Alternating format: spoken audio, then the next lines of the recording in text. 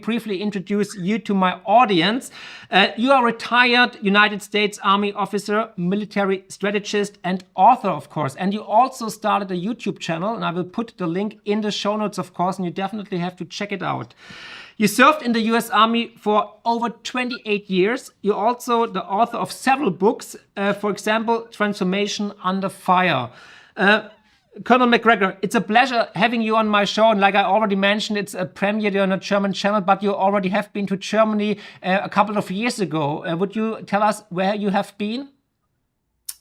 Well, let's see. My first trip to Germany, interestingly enough, came in 1968 when I was only 15. And I ended up spending time in Prague, Budapest, Vienna, Munich, Nuremberg, Berlin. And so I decided after all of that I would compete to become an exchange student. And I returned in 69, August of 1969, and studied in Braunschweig, for a year. At least I say I studied. I'm not sure I studied very hard. I was busy learning German and probably enjoying myself too much. Okay. So, and which one was more successful, enjoyment or learning German? Well, I think I've survived both experiences, but then I subsequently went back in '74 and spent a few weeks at the Heeresoffizierschule I in Hanover, and then I returned twice as a serving Army officer. This was '77 until '80. And then subsequently 89 until, I think 92. And of course, in the middle of that, I went to the Gulf with the same unit that I was serving with in Germany. All right. Okay. And so we could do this interview also in German? Tja, das ist eine gefährliche Angelegenheit für mich, denn mir fehlt die Genauigkeit. Ne? Ich weiß nicht, wie ich immer auf Deutsch reagieren soll. Also ich möchte diese Gefahr nicht eingehen, so I'm going to speak English instead. Okay, next time, but it's amazing. It's better than my English, so chapeau. Okay. No, your English is excellent. Oh, yeah. Thank you very much. You're charming. It's very charming, flattering. Let's talk about the situation in Ukraine right now. Since the war between Israel and the Hamas started, the war in Ukraine is not that popular anymore and lost some attention. So what's the situation right now in Ukraine? And could you give us a quick overview what your take is on the war in the Ukraine? Well, the war against Russia in Ukraine has been lost. It has been lost for months. And the Ukrainians have simply run out of manpower. They've exhausted most of their human resources, and they've got a lot of equipment that's left, but they don't have all of the ammunition they need. They're suffering from an old malady, and that is the misguided assumption that you can build a military establishment on the fly. In other words, that within a few months, the space of a few years, you can build a brand new military establishment. It simply isn't possible. And right now, the Russians are capturing men that are age 70 and over, as well as boys age 15, 14, 13. And women are beginning to show up, and they too are being killed on the battlefield. There's a very large battle occurring as we speak in Avdiivka, in the central part of eastern Ukraine. There are several thousand Ukrainian troops there fighting. These are probably what I would call almost the last truly battle-worthy forces that the Ukrainians have. And the Russians are fighting them. And the defenses there were built over several years, so they're not easily cracked. And the Russians have taken losses. But there are also talks underway between the Russian military command and the Ukrainian military command about the wisdom of essentially ending the fighting and surrendering. Whether or not that will happen, I don't know. I frankly hope it will, because this is a lost cause. It should never have happened. This war was always avoidable.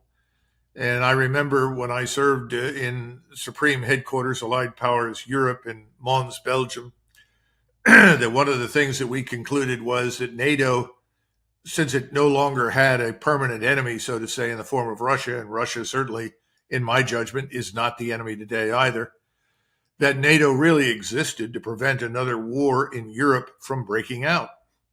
We felt that that was a good reason to keep NATO. But of course, we have been diverted from that path.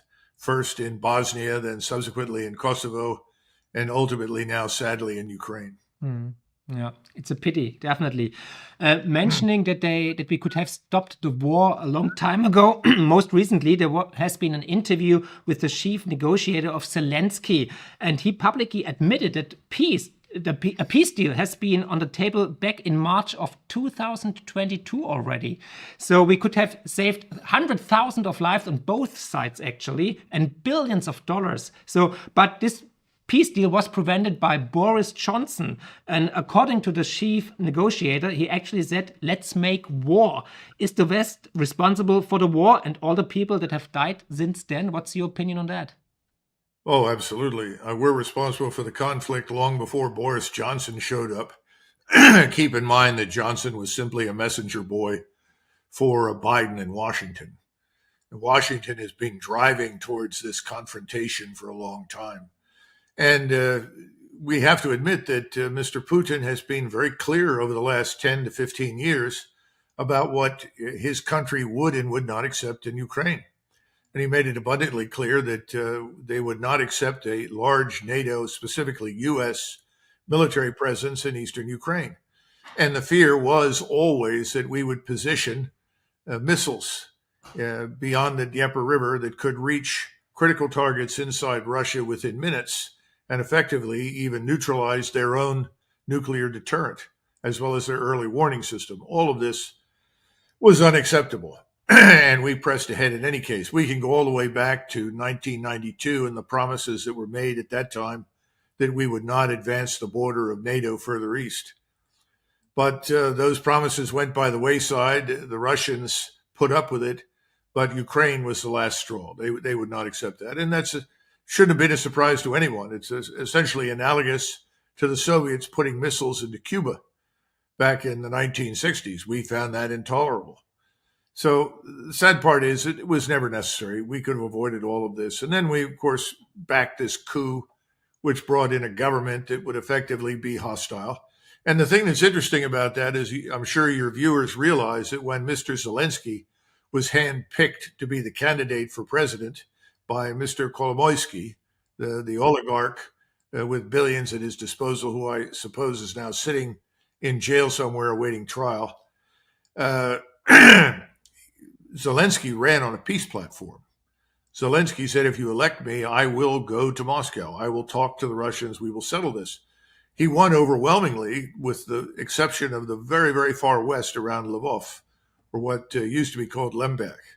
And other than the Ukrainians in that area, everyone voted for him, not because they liked him or thought he was brilliant or anything else, but because they did not want to go to war with Russia. So the notion that somehow or another this was inevitable, that the Ukrainians are implacable enemies of the Russians, that the hatred is old and can never be changed, that's just not true. But once committed, of course, the Ukrainians are very stubborn people, and they're very patriotic, and they've died in great numbers. I think they've lost now very close to, if not beyond, 500,000 dead on the battlefields. And I don't know how many others have been wounded, seriously wounded, to the point where they'll never lead normal lives. They've never had on the Ukrainian side an effective and professional medical evacuation system. And when you do that, you're putting all of your soldiers at serious risk. It should never have happened. And of course, the biggest problem is that when Zelensky met with Johnson, he also heard the promise that came from Washington, which was, you need to stick with this, fight this war. We will back you until you win. The Russians cannot win. You will have the entire scientific, industrial might and power of the United States and NATO behind you. We will stay with you to the end. Well, that's all nonsense. It never made any sense. It was wrong. And all of the assumptions that we embraced about Russia were fundamentally false. You know, that Russia is weak. Russia has a military that's too small. Well, truthfully, at the beginning of this operation, the ground force was too small. And of course, that then raises the question of, if it was too small for eastern Ukraine at the beginning, what makes anyone think that the Russians were planning on attacking Eastern Europe and marching into Warsaw? That's a lot of nonsense. It was never on anybody's mind in Moscow. So that had to change. And what we've done is effectively created the very thing we said we went in to stop. You now have a Russian military establishment that is probably more powerful today than it has been since the 1980s. In addition to that, I think it's probably the best military establishment they've had in 40 or 50 years. It's very competent. It's well officered, well led. It's now very well equipped. And this is probably the thing that people seem to miss. We said they were too weak, that they would be isolated economically, that we could, as we have done historically, use the American-dominated global financial system to punish Russia. It didn't work. And more we're watching as nations have simply decided to no longer do business in dollars, to walk away from the SWIFT system. Everyone has decided we're tired of being bullied by the United States financially. This is not a good thing for the United States, but then again, we've behaved very badly. And hubris or arrogance die slow deaths. True, true. So, but weren't you surprised at the beginning how bad managed the Russian army was, or how long it took for them to reorganize, or that they failed with the Battle of Kiev and so on? No, actually speaking, I'm shocked that they turned it all around as quickly as they did. Okay. I never saw any evidence for a desire to move into Kiev. I think that there was some contemplation about it, but it was unserious. There were no serious plans, nor was the force really in a position to do that. And then, of course, once the negotiations started, the Russians immediately withdrew because they thought the negotiations would bear fruit. If you go back and look at what was done at the time, the Russians said, fine, we'll go to a ceasefire right now, freeze in place. And their demands were, in my judgment, quite reasonable. They said, recognize Crimea, stop the nonsense. That was never part of Ukraine, by the way. Anybody who knows European history knows that. And then Luhansk and Donetsk, the so-called breakaway provinces, are Russian. And what Putin and his colleagues really wanted was equal rights before the law in Ukraine for Russians. Not, in my judgment, an outrageous demand. And then finally, they wanted neutrality. I mean, that's, again, eminently reasonable. And those of us that have looked at Austria or Finland before the Finns recently lost their minds, it has worked very, very well. And there was no reason why Ukraine had to become a military showdown between the United States, its allies, and Russia. None whatsoever. And historically, we have no strategic interest in Ukraine, let alone Eastern Ukraine. So what do you think, how many soldiers died on the Russian side? Because you already mentioned 500,000 on the Ukrainian side, but how many Russians? I think roughly 500,000 dead is a reasonable number for the Ukrainians. For the Russians, you know, I've heard different estimates. I had better sources for what was happening in Ukraine because of connections I have in Poland, the Czech Republic, Ukraine, and some Russian, but mostly Ukrainian. I grew up with Ukrainians in Philadelphia, in the United States. I like them. I am not an anti-Ukrainian person by any means, but I thought the Ukrainian government was negligent, corrupt, and borderline criminal. And I saw no reason for a war with Russia. So I had to make a decision, and so I supported what I thought was the right answer for Europe and for Ukraine, which was an end to the war with Russia as soon as possible. Obviously, I failed, and everybody else who tried to bring that to an end failed. But we did not know that former Chancellor Merkel and some of her colleagues, excuse me, were actively working to bring on the fight. Had no idea. You know, I looked at the Minsk Accords, and again, I thought they were not unreasonable. They were workable. I had no idea that it was an empty facade.